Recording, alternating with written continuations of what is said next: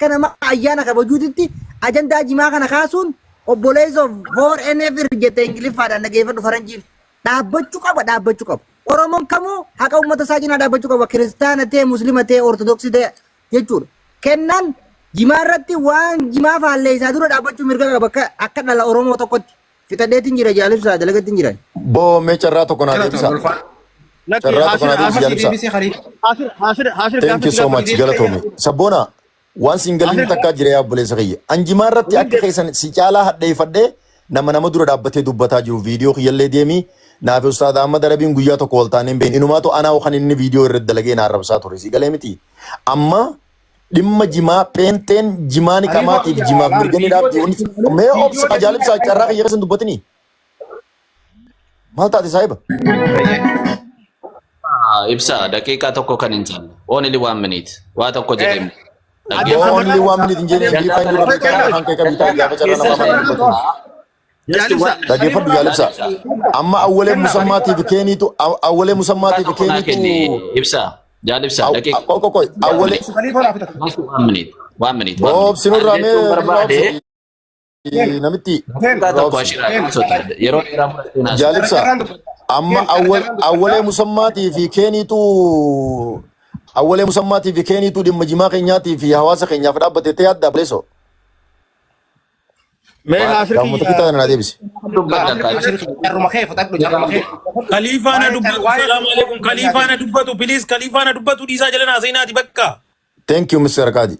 Akkasi obboleessa kiyya jaalibsaa keenya laali dhimma jimaatii wajjiniin barbaannaan ulamaa ifeete wajjiniin khara seera qabeessaan bifa naamusa qabateen bifa amantiin teenye daangaan dabarreen namni waan fedhe haa jiru nuti dhimma keenyaatiif ni dhaabbanne qabeenya keenya halkanii guyyaa ni wareegamnaaf waan qabnuun halkanii guyyaa dhaabbannee waan keenyaaf ni falmanna sagalee illee ni qabna sigalee sagaleen teenya abbaa feete bira akka geessu ni beekta waan nuti daleennu abbaa feete akkan sodaanne illee sodaa nam tokko akkan qabne ni beekta kanarra dabalee gaafa namni tokko amma warri jimmaa ijoolleen keenya gimmisa kan ijoolleen teenya ta'u warra jimmaatan kutaa biraa dhufanii amma fakkeenyaaf waa'ee jimaatirraa gaafa dubbatan namni biraa gaafa wajji jimaatiif dhaabbatu jimaan haaraama gaafa jan jimaan halaala gaafa jedhanii tokkoffaa si jammar wanni nama hundaaf galuu qabu waa'ee haaraamaatiif waa'ee halaalaati waa'ee haaraamaatiif waa'ee halaalaa kan murteessu quraanaa fi hadiisa malee kiristaanaa miti si galee miti waa'ee haaraamaa fi halaalaa muslima jidduutti kan murteessu shari'aa islaamaati malee kaafirri dhufee as jidduutti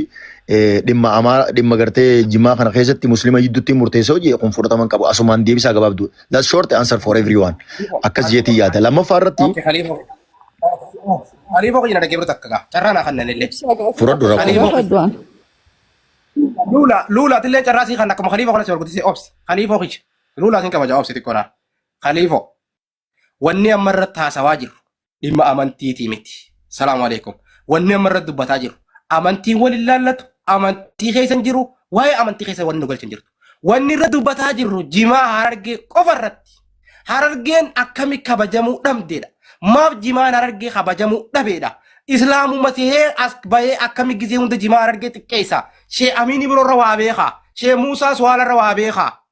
Hay Shee Aadam Tuularra waa beekaa. Warri sallamteen kalee dhufte ta jimaa ganamaa galgala jimaa itti ajandaa ni darbitu tuni. Ulamaa irraa barattee irraa qaraatee as geesse kanarra waa beeyti ganamaa galgala jimarra daawaa gooti. Kanina siin jechuun jiru kana. Kanaafi wanti xiqqoo daa'ima kana amantiidhaan islaamummaadhaan gurra kannitanii fi quraanaa fi islaamaa fi daawaa wajjin hin godhina. Nuun likkii galchee kabajaatti godha. Dhiisaadhaan isiniin jee. Wanni tuni namuma kaleerraa baratte sheekuma kaleerraa qaraate as fiddee Sheekh akkami wanni tun akkasii jechuun jirti haadhuma isii dhalteeni sawummaatiyya atiin tun akkami abbarraa na dhaltee jaalla haadhuma dhalte bar aboonaatu karaa sadale maafi waan akkanaa gaafattu osuma haati jettuuniiti lakki umma akkamitti abbarraa na dhaluu dandeessate akkamitti irraa na dhalte isarraa na dhalle ja'aan maali kuni hin ta'uu jechuu obboleessa malee waa'ee amantii irra jiru amma sa'aatii kanatti waa'ee jimaa harargee irratti amantii maa jiroo jarri kun garee shaadaa qeeqaa garee san qeeqaa maa jara kanaa wajjin dhuftan jechuun kee bareeda. Oromoon gaafa qabsooytu gaafa Tigree irraa dhorkitu gaafa Nafxanyaa irraa dhorkitu gaafa Somaaleen loltu amantiin wal qooddeetii miti. Kiristaanummaaf waaqeffannaan islaamummaa wal qooddee osoo hin taane akka Oromoon lolte. Ammallee Oromoodhaa gaafa harargeen dhiibamte gaafa qabeenya harargee dhiibame Oromoon hundinuu gabbaatee wanni kun sirrii miti jettee Harargee bira dhaabbachuun mirga qabdi. Nuti lakkee amantiitti sana akkasii waa'ee Harargee nuun dubbatinaa jechuun ergamtoota malee jibbaa Harargee haa qabu Harargee wajjin xiqqeessu deemuutu akkana jennaan malee Harargee jaalateeti hin jennuun obboleessu. Sigalee Islaamummaa isaanii jaalata. Islaamummaa isaanii fedha. Achuman nu kabaju dhiisee.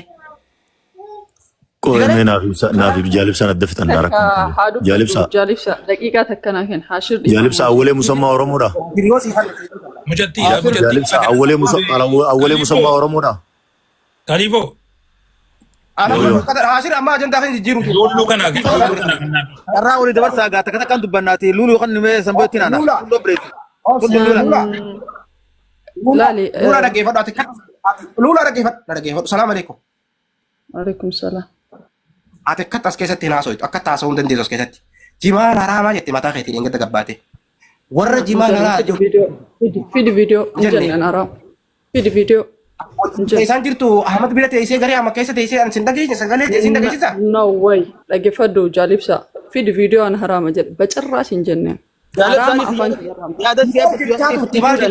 Ibsaa dhiisii ibsaa dubbattu dhiisi nageenyaa. Ummas hoottu kun isin ajajaa miti. Wita. Ibsa. Dura deemte sin ajajaa alkus ummas isin anjaasa. Ibsa kalee galgala laayivii kiyya jala turteeti. Inturre dhaggeeffannee.